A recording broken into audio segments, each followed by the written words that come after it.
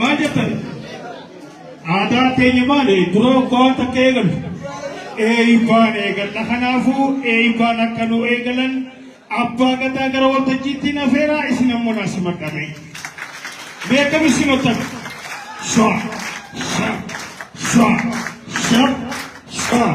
shap jennee eegunnaa abbaa gadaa galatoomi.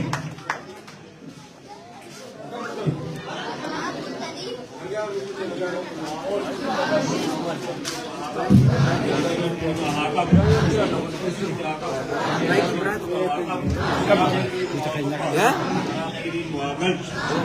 Sebenarnya dia cakap kena habaq, ini dia nyata pun ada cakap kena habaq. Ini kata tu orang tidak kerja kena atas, lalu kalau ada tidak kerja kena habaq. Masih nak kita nyata kena habaq, kita kena habaq, kita kerja takap, kita mahu tu orang kena habaq, kita kerja kena habaq, kita nyata.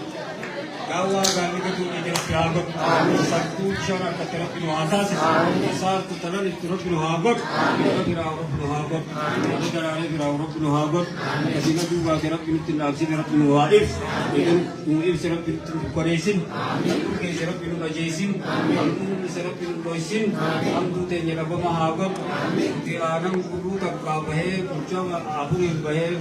Mereka toko gol geruk nuatas is, itu tanya apa mereka kena habaq apa dong, itu tanya nanti habaq, itu tanya apa mahabaq dong, sekarang kita nuhabaq so. Subhana rabbika alhamdulillahi rabbil alamin. Allah ya aziz ya karim ya Allah. Beta kahamile abbaa gadaa